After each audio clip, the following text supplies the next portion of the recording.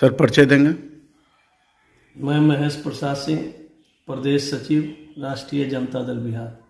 Sir Bhajpa 9 साल बेमिसाल कह रही है। भारत के गृह मंत्री अमित शाह लखीसराय आए, कई ऐसे बात महागठबंधन के ऊपर आरोप लगाए और इनका कहना है कि यहाँ पे प्रत्याशी जो यहाँ खड़े होंगे ललन सिंह, वो एक बूथ अध्यक्ष के भी बराबर नहीं है। देखिए, सबसे पहला सवाल आपका है कि भाजपा का कहना कि 9 साल बेमिसाल रहा। जी, हम एक ही बात देश के प्रधानमंत्री, गृह मंत्री और भाजपा वालों से पूछना, ये 9 साल बेमिसाल के संबंध में हम सिर्फ 9 सवाल जानना चाहते हैं जी, जिसका उत्तर वो दें। पहला सवाल तो यही है कि देश का पहला प्रधानमंत्री नरेंद्र मोदी हुए जिन्होंने लाल किले के प्राचीर से झूठ बोलने का काम किया। बतावें कि देश का कौन ऐसा प्रधानमंत्री है जो इनके अलावा जिन्होंने कि लाल किला से झूठ बोला हो। दूसरा सवाल जो जहां तक प्रश्न है, वो उन्होंने कहा था कि हम काला धन वापस लाएंगे और प्रत्येक परिवार के खाता में कम से कम 15 लाख रुपया देंगे। आज देश इससे जानना चाह रहा है कि क्या 9 साल तक तो आया नहीं, क्या 10वां साल जो 2024 के चुनाव के पहले का साल होगा, क्या इस देश आशा रखे कि ये प्रत्येक परिवार के खाता में 15-15 लाख रुपया पहुंच जाएगा? ये सवाल है हमसे, जिसका जवाब देश जानना चाहता है। तीसरा सवाल है कि उन्होंने कहा था कि देश के युवाओं को हम प्रतिवर्ष 2 करोड़ सरकारी नौकरी देंगे। आज देश के बेरोजगार युवा जानना चाह रहा है कि 9 दूनी 18 करोड़ नौकरी का क्या हुआ। ये उनसे प्रश्न है, इसका जवाब उनको देना होगा। आप देख रहे होंगे कि जब मनमोहन सिंह जी की सरकार, जो यूपीए की सरकार थी, उस समय बेरोजगारी के मुद्दा पर ये लोग चिल्ला रहे थे। आज क्या हाल है? मार्केट में जाइए, महंगाई जो है अपने चरम पर पहुंच गया है। आप जब 1 किलो टमाटर खरीदने के लिए जाइएगा तो बाढ़ जैसा छोटा शहर में भी टमाटर का भाव जो 130 रुपये से 150 रुपये केजी बिक रहा है। ये इन लोगों से सवाल है कि देश में इतनी महंगाई क्यों बढ़ रही है, इस पर नियंत्रण के लिए उन्होंने क्या किया। साथ ही साथ देश के संसद में बोला गया था कि हम 2022 में किसानों का आय दोगुना कर देंगे। 2022 गुजर गया, किसान के आय का क्या हुआ? देश का किसान ये जानना चाह रहा है। आपको जान के आश्चर्य होगा कि अभी तक किसानों का आय क्या है, इसके लिए भी कोई आयोग का गठन नहीं किया गया। जब आपको यही पता नहीं है कि किसानों का आय क्या है, तो आप उसके लिए दुगना करने की कैसे व्यवस्था करेंगे? हाँ, किसानों का आय दुगना नहीं हुआ, लेकिन दुगना आय किस चीज का दुगना? महंगाई में खाद, आपको कीटनाशक, बीज, कम से कम 4 गुना दाम इसका बढ़ गया इस बीच में। तो जो सवाल है कि किसानों का आय दुगना नहीं हुआ, पेट्रोल, डीजल और गैस हुए दाम के लिए आपको याद होगा कि देश के केंद्रीय मंत्री श्रीमती स्मृति ईरानी ने क्या किया था? गैस के सिलेंडर कंधा पर रख के और रोड पर बैठ गई थी। आज उनको कहाँ चली गई? उनको आज देश जानना चाहता है कि पेट्रोल, डीजल, गैस का दाम कैसे नियंत्रित करेंगे। ये सवाल उठता है। साथ ही साथ सवाल है देश में जो आज सांप्रदायिक तनाव पैदा किया गया है, कोई भी तनाव में रहने वाला व्यक्ति विकास नहीं कर सकता। आज देश के विकास में जो इन्होंने सबसे बड़ी वादा खड़ी कर दी है कि वो संविधान का उल्लंघन करते हुए देश में सांप्रदायिक तनाव पैदा कर रहे हैं। देश की सारी संवैधानिक संस्थाएं संकट में है। आज आप सीबीआई, ईडी, आईटी, जिसका भी देखिए, हर जगह दुरुपयोग हो रहा है।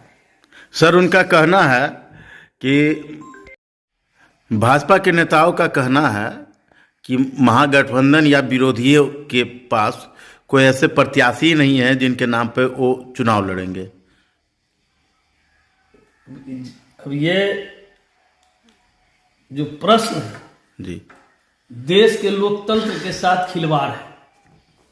देश के नेता को देश की जनता चुनती है।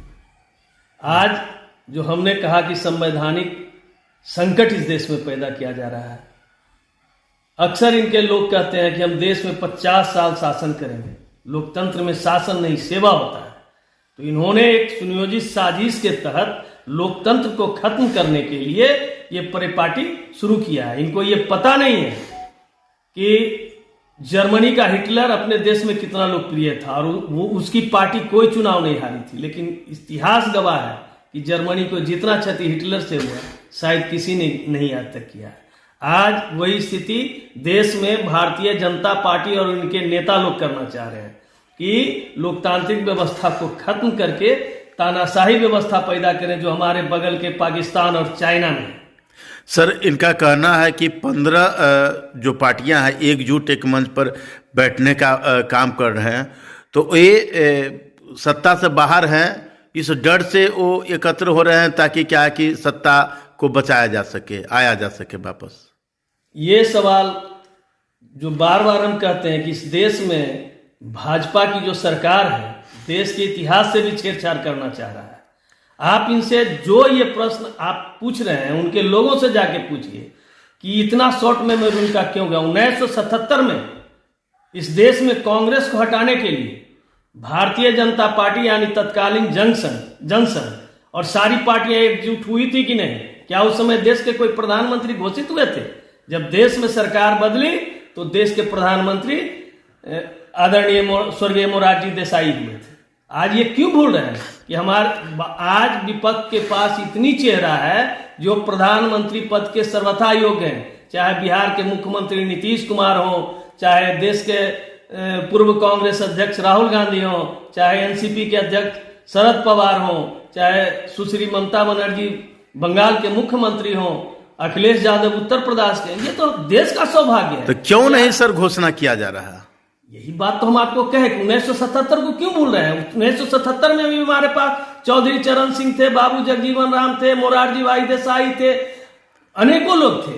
लेकिन लोकतंत्र में ये पहले व्यवस्था है कि लोकसभा के चुने हुए प्रतिनिधि ही अपने लीडर का चुनाव करेंगे।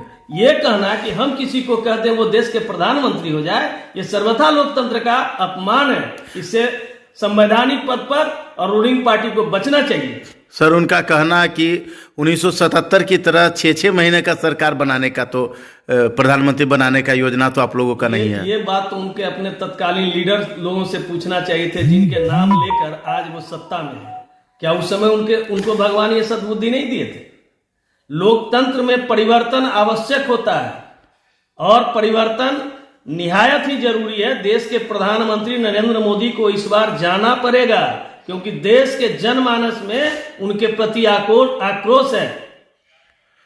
आपके कांग्रेस की जो सरकार रही है 70 सालों बाद परिवर्तन में आई है सर, इनका क्या हुआ कि 10 साल में ही परिवर्तन इतना जोर शोर से आप लोग चाहते हैं हो जाए? देखिए, सबसे बड़ी बात आपको बताएं ना कि ये नया इतिहास बनाना चाहते हैं और इतिहास सदैव पीछे के चीजों को देखता है, भविष्य के चीजों को इतिहास नहीं करता है, भविष्य का निर्धारण करता है।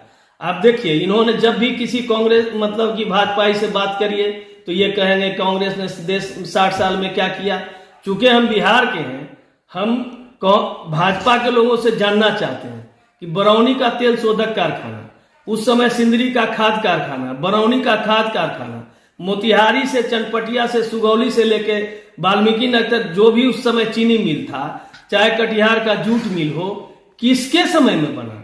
अगर ये कहते हैं तो जितने कॉलेज यूनिवर्सिटी ये सब जो बना, हॉस्पिटल, तो उस समय साधन संसीमित थी, बावजूद देश में विकास हुआ। हर जो भी प्रधानमंत्री बनेंगे या प्रदेश के मुख्यमंत्री होंगे उनका नैतिक दायित्व है, कर्तव्य है कि वे अपने प्रदेश और देश का विकास करें। अगर कोई इस मुद्दा पर कोई कार्य करता है तो देश के ऊपर वो कृपा नहीं कर रहा है, देश उसको इस कार्य करने के लिए अधिकृत किया है। इसलिए यह कहना है कि हमने ये किया वो किया, ये राजतंत्र का प्रतीक है। इससे ही हम लोग समझ रहे हैं कि इस देश में एक गलत मैसेज जा रहा है, जिससे देश के प्रधानमंत्री, देश के गृह मंत्री को बचना चाहिए। सर, तत्कालिक उस समय की, जिस समय आप कहे बंद हो गया, अभी बहुत सारी कंपनियां, जैसे मोकामा में 3-4 कंपनी बंद हुआ और चनपटिया और अनेकों जगह पर आज कंपनी बंद पड़ी हुई है। तो उस समय तत्कालिक तो आरजेडी की सरकार थी, उनके समय में बंद हुई, तो उस समय क्यों नहीं उसको खोला गया? अगर कोई व्यक्ति किसी समय में नहीं हुआ तो हमने ये नहीं कहा था कि हमने ये चालू कर दिया, हमने वो चालू कर दिया जी। आज ये कह रहे हैं कि हमने ये किया वो किया, तो जो था उसको आप क्यों नहीं कर रहे हैं? यही तो मेरा प्रश्न है कि आप मोकामा के जो मैकडॉवेल था, बाटा था, ब्रिटेनिया था, मतलब बरौनी का खाद कारखाना था, ये सब जो बंद पर, जो सारी चीनी मिलें बंद पड़ी है, बारसलीगंज का चीनी मिल हो या जहां जहां का भी हो, वो लोग ये क्यों नहीं कर रहे हैं? उसके लिए अगर करते तो ये कह सकते थे कि जिसने पूर्ववर्ती सरकार ने जिसको बंद किया उसको भी हमने चालू कर दिया। नहीं रहे। भाजपा वाले को कहना है कि आदरणीय ललन सिंह का जो है विरोध में एक बूथ अध्यक्ष भी खड़े होंगे, इस पे क्या कहना है? हम तो भाजपा वाले को चुनौती देते हैं जी। कि आदरणीय ललन बाबू जितना अपने कार्यकर्ताओं और क्षेत्र में लोकप्रिय और क्षेत्र में जो काम किए हैं, तो हम चुनौती देते हैं देश के प्रधानमंत्री को, देश के गृह मंत्री को कि आए और स्वयं चुनाव लड़े। अगर वो नहीं हार गए तो हम लोग जो समझते हैं कि हमारे जैसा व्यक्ति कार्यकर्ता राजनीतिक रूप से संन्यास ले लेगा, उनको हारना होगा। इसलिए अगर बूथ लेवल के कार्यकर्ता करें, अरे वो अपना कैंडिडेट तो बता दें। हम लोग तो घोषित कर चुके हैं कि ललन बाबू मुंगेर से चुनाव लड़ेंगे, उनको कैंडिडेट नहीं मिल रहा है, वो लोगों को बरगला रहे हैं। आवे चुनाव लड़े आदरणीय प्रधानमंत्री जी। जब आप ये प्रश्न उनसे पूछ सकते हैं कि उन्होंने कहा था कि इनको देश का प्रधानमंत्री का कोई चेहरा नहीं है, हम उनसे जानना चाहते हैं कि मुंगेर में उनके पास कोई कैंडिडेट नहीं है, वो देश के प्रधानमंत्री का चेहरा पूछ रहे हैं। अरे पहले वो सांसद बना ले देश में प्रधानमंत्री बनने के लिए। महागठबंधन का इस बार सत्ता परिवर्तन होगा और महागठबंधन ही इस बार काबिज होगा देश पे, और देश के प्रधानमंत्री इन्हीं कोई चेहरा में से कोई एक होगा और निश्चित होगा। भाजपा वाले गांठ मान ले, जिस पार्टी को मुंगेर में कैंडिडेट नहीं मिल रहा है वो देश के प्रधानमंत्री का चेहरा पूछ रहे हैं।